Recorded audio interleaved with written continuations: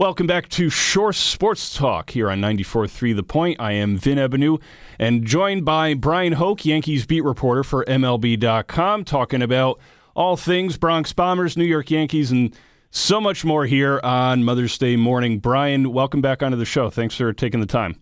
Absolutely. Good to be back on with you.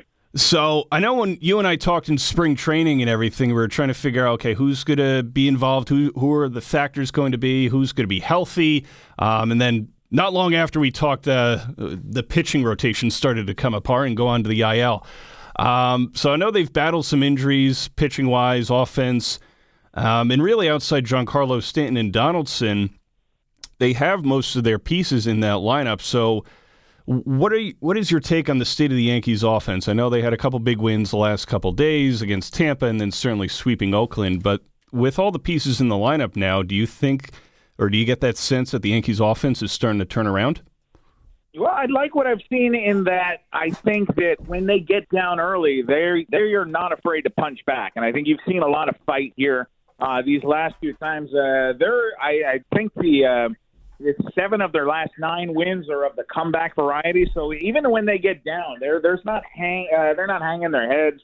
They're not just kind of saying, get them tomorrow. They're not rolling over. They fight back, and I think you saw that yesterday with the Yankees at the stadium. You know, they get down 6-0 to Shane McClanahan, and that's a pretty tough customer. That's pretty much time to turn the lights out. But no, not for this team. And so they scratch back, and Judge, of course, has the 2-homer game, and you get contributions up and down. You got Anthony Volpe dropping bunts and stealing second, stealing third, scoring on a wild pitch. There's a lot of energy here with this team, and so I think that's one thing that's impressed me. Look, they did not get off to the start they wanted to get off to, but I feel like they're not packing it in. They're not going home and taking it to the house. This team has a lot of baseball left to play, and they're only 25% done with the season. So I don't think we know yet who this Yankee team is, and I'm not convinced that they're who we saw in April. You know, the last couple games have made me think of some comeback wins, which were hard to come by recently, but, you know, I know to try and find, I guess, a sense of optimism and positivity here for Yankee fans out there, and to allude to your book that you wrote with Mark Feinstein, Mission 27, the 2009 Yankees started all of a sudden with these comeback wins after comeback wins and big home runs and moments. Do you think that the bats coming alive and them coming back against a really tough team like Tampa Bay the last couple days is a sign that they're starting to figure things out top to bottom in the order with whatever that order is looking like on a daily basis?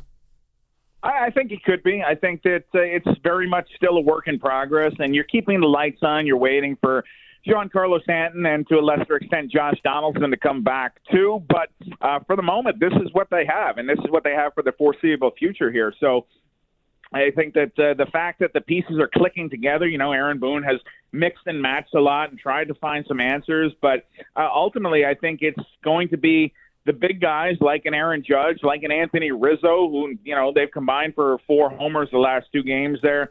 It's going to be those guys who lead the way. And when this team is hitting home runs, I mean, stop me if you've heard this before, but when this team is hitting home runs, they're going to win ball games. And so I think that's a big part of it. They lead the majors in home runs in the month of May.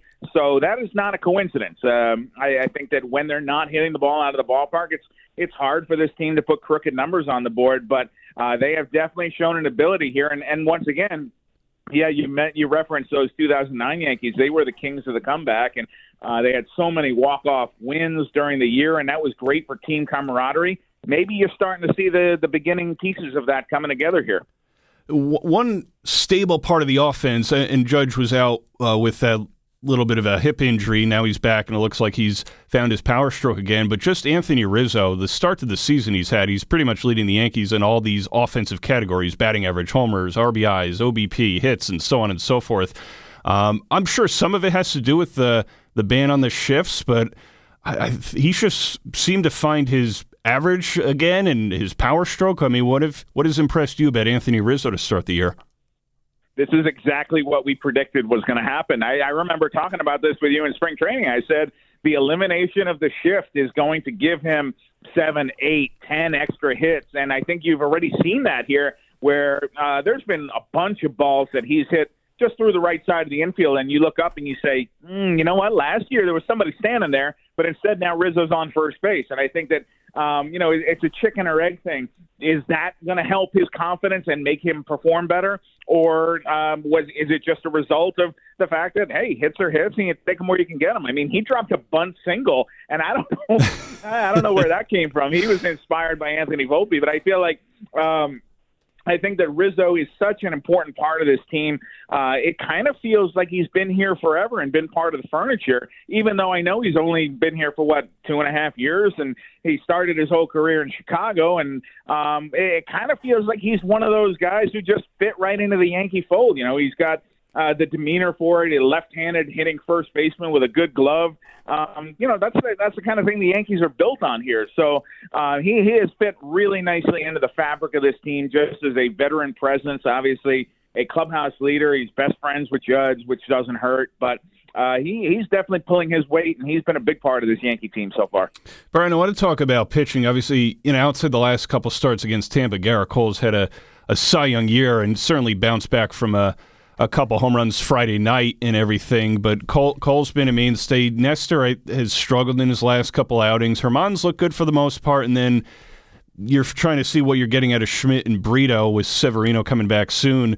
But given the state of the rotation, what are your thoughts on how this is all developed? I mean, with Sevy coming back soon, where do you feel like he slides into the rotation, and where do the Yankees go from here? Yeah, Severino coming back soon is big. He's going to start on Tuesday for Somerset, and if all goes well there, that could be it for his minor league rehab. His next one could be in the big leagues, because he would probably throw about 65 pitches for Somerset, which puts him around 80 in the big leagues, and I think that's enough. You've got Clark Schmidt and Johnny Brito have both pitched to ERAs over 5. I think they've got 8 starts apiece filling in, and I think Severino would be better than that, and I'm ready to plug him in right now and just see what you got. So I think that a big reason of why this team stayed afloat and why they are where they are, even though they're above 500, and a big reason for that is that Garrett Cole was fantastic through his first 7 starts of the year. It's been a little less so his last 2. He started to get bit by the home run ball a little bit here.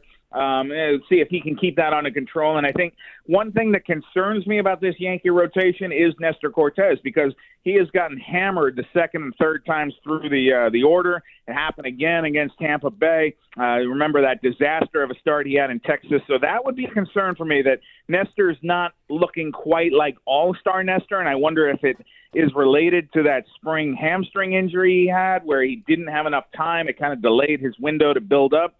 He may be kind of lacking stamina here, and that is a concern for me, but definitely a good sign that Severino coming back, because I think they can use him. What is your sense on where Severino would slide in? Do you think the Yankees would put Schmidt into the bullpen, or would they send Brito down to AAA? Yeah, I feel like you could flip a coin there. My guess would be that Schmidt would hang around, and then Brito could go back down to the minors, just because he's already been sent down once this year, so it kind of feels like on the pecking order, that's where he would go. But I think you could make a case that Schmidt could go to the bullpen too. He's certainly been more effective as a big league reliever than as a starter. But I feel like he might have a little more rope just based on his status. He was a first-round draft pick. He took that spot in spring training, largely by default, but he did take it. And so I think that the most likely scenario is that Brito would go back down in the minors and continue to start there, but I guess we'll see. Brian, a couple more questions for you. The Yankees bullpen, I mean, overall, they've impressed and they've saved a lot of different games here, but it's really, I think they're redefining the term closer by committee here with a new closer all the time. Iwandi's looked really nice with a couple clean saves the last couple days. But do you sense that Boone is still trying to search for a full-time closer, so to speak? And what are your thoughts on the rest of the bullpen? Well, I think, Mariano Rivera was here tonight. I think that if you had a guy like Mo, of course it's your preference to plug him in there, but I think Boone has come to the realization, and I think we all have, is that they may not have a lockdown guy. Clay Holmes was that guy in the first half last year, but Holmes has kind of looked like the Holmes we saw in the second half last year. And so if that was just lightning in a bottle, that fantastic first half, then you're searching a little bit here. And so I think he is mixing and matching, and Wandy Peralta has got a rubber arm, and he's not intimidated by the situation, which is great. And I think you're looking at other guys in there who can fill roles. And Jimmy Cordero has pitched a lot more than I thought he would in the middle relief innings. He's been a nice piece for them to have here. And Ron Marinaccio has been pretty good. And Holmes has been up and down, but he's pitched well out of the ninth inning. I know he did give up the broken bat 2-run single to Rosarena, but I'm not going to kill him on that one. So I feel like it is very much still a work in progress. And remember, they're down a bunch of guys that they envision being in there. Lou Trevino, Jonathan Loaizaga, Tommy Kahnle. They expect to get Kahnle back at some point, but I can't tell you when. I mean, it's probably going to be in the month of June or maybe July. So, I feel like it is kind of the carousel of pitchers there. And they've been taxed. They've been asked a lot, but they have, as a whole, if you look at their bullpen ERA, they've pitched really well. And, Brian, last question. You hinted on a couple of the injuries already. I know Severino, the closest to coming back there, but Loaizaga out for a while, Trevino done, Kahnle, a mystery as to when he's going to officially be coming back here. But what is any updates on any of the other injuries? Carlos Rodon, Giancarlo Stanton, Josh Donaldson. I mean, is there any kind of possible timetable if those guys will even come back in the first half? Yeah, those are big names and big contracts. I think that Stanton is further behind Donaldson. Donaldson, of the three you mentioned, might be the closest to coming back. I think he's getting close to going on a minor league rehab, so he might be a week or two away. Rodon, it's kind of a mystery. He got the cortisone injection down there. He's in Tampa. He's ready to start playing catch, but he's got to go through an entire spring training and get on the mound and start facing hitters and go into games and all that. And then you mentioned Stanton, and Stanton has the hamstring, and so they had said 6 to 8 weeks from the time of the injury, and that was late April. So he's done some defensive drills here at Yankee Stadium. He's with the team, but not close to getting into action. So if you're going to pick one guy who's on the Yankee IL who could come back and help them at some point here, I think Donaldson would be the first man up, but they do hope to get all three of those guys back at some point. Sure. Yeah, the healthier they get, the more full, and then less stress, and they'll be able to be rocking and rolling, pitching, defense, and offense, and hopefully a full Yankee team is a successful Yankee team as well. Brian, I appreciate your time, and thanks for coming on the show and sharing some insight as to what's going on with the Yankees right now. Yeah, you got it, Ben. Thanks for having me. That is Bryan Hoch, Yankees beat reporter for MLB.com. More Shore Sports Talk on 94.3 The Point right after this.